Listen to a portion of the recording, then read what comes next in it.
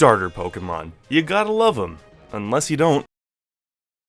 But most people do. They're some of the most beloved Pokemon of all time, since we've all picked one at one point or another. It's generally agreed upon that the first stage of a starter should be adorable, and the third should be awesome.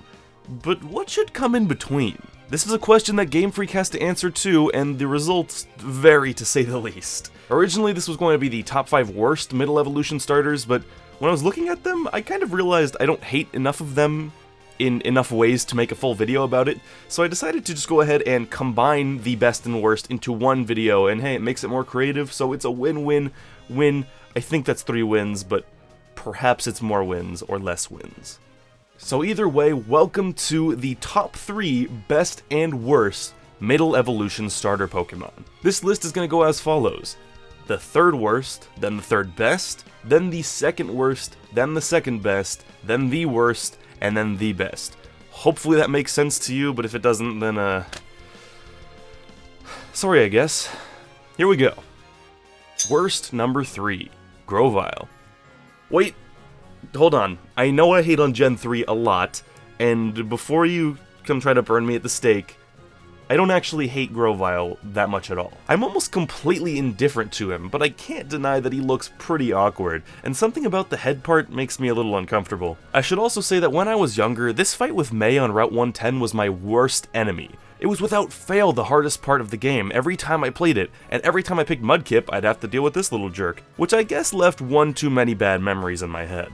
Going back to its design, it doesn't do a very good job of showing the progression from Trico to Sceptile. They both have nothing on their head and a tail thing going on, so why does the middle stage have a thing on its head and almost no tail? It just doesn't make a whole lot of sense for them to go back and forth like that. Like I said, I don't hate this poor boy, but I do think he's one of the weaker middle stage starter evolutions.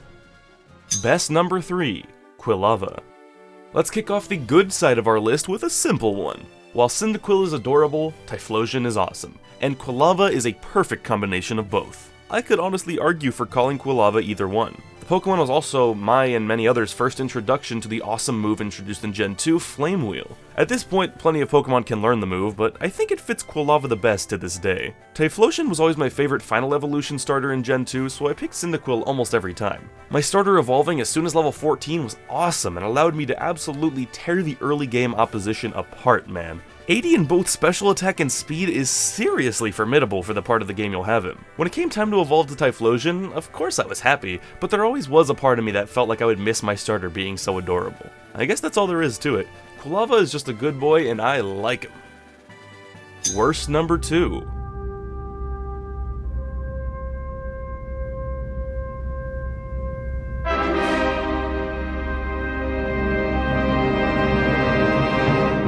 When the starters for X and Y were first shown, I was immediately hashtag Team Chespin. I could not get over how absolutely adorable he was, and I couldn't wait to see what he evolved into.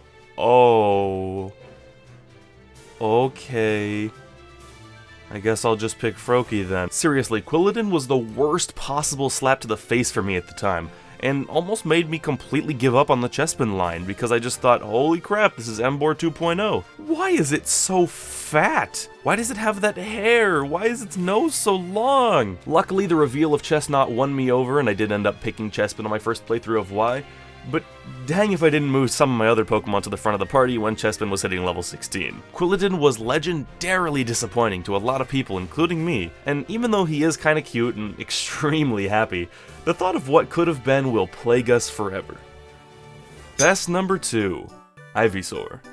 Now we get to look at a grass-type middle evolution done right, and I cannot think of a better example than Ivysaur. I've heard the complaint that Ivysaur is just a larger Bulbasaur or a smaller Venusaur, and boy, if you don't get out of here with that! Pretend all you want that Charmeleon is not just a large Charmander, but let me tell you why Ivysaur is great. The first thing that's so great about this boy is that he takes part in one of my favorite middle evolution trends, where the tone of the Pokemon's skin is an in-between of its surrounding forms, so it looks like it gradually changes. Then we have the plant, and dude, we go from bulb, to leaves with emerging plant, to leaves fully out, and a full plant. Oh my god, it's beautiful. I could put this up in the Louvre. For real though, I love Bulbasaur and Venusaur, and I think Ivysaur is the perfect way to bridge that evolutionary gap. Worst number 1. I don't quite understand why, but I have this feeling that this entry is gonna get me a lot of hate. Whatever. I wish Dartrix didn't exist.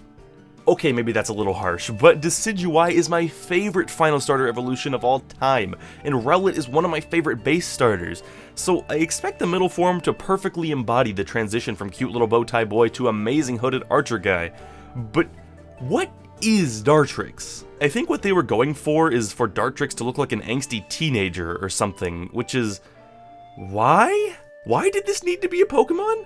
What does it have to do with archery? It doesn't even look slightly like either of its evolutionary brothers, other than a similar beak to Rowlet, I guess, and I honestly just do not like it at all. When I first saw Quilladin, I thought, wow, there is absolutely no way I will ever be this disappointed by a middle stage evolution again, and boy was I wrong. Rowlet is one of the cutest Pokemon I've ever seen in my life, and Dartrix has gotta be one of the ugliest I've ever seen in my life. They're lucky that Decidueye saves this evolutionary line so hard, because I was one bad evolution away from switching to Team Litten. I know a lot of people like Dartrix, but those people are wrong, and it is the #1 worst middle starter evolution of all time. Best #1. A lot of people do not love Duat, and I just cannot understand why, because the moment I realized what they were going for, I almost regretted picking Snivy. This adorable little otter was slowly becoming a samurai. The samurai are so cool, and I love otters. Oh, look at him. Oh my god, he's so cute. He uses the shells as hilts for swords! Plus, the whiskers on the sides of his face were helping to set up the facial hair he'd gain as Samurott, directly mimicking the classic depiction of samurai. Also, Duat is the only one of the three to conveniently be able to use 2 weapons at once, so I guess you could say he dual wields his weapons? I have no idea if that was intentional, but if so, good freaking job. All in all, Duat is super cool, bridges his evolutionary gap in my opinion extremely well, and is overall my favorite middle evolution starter of all time. And with that, we're done. If you enjoyed this video, slashing that like button helps a lot more than you think. I need your approval. If you want more awesome Pokemon content, subscribing would definitely help us both out. This has been TheSilverSlasher, and I'll see you all in the next video. Peace out.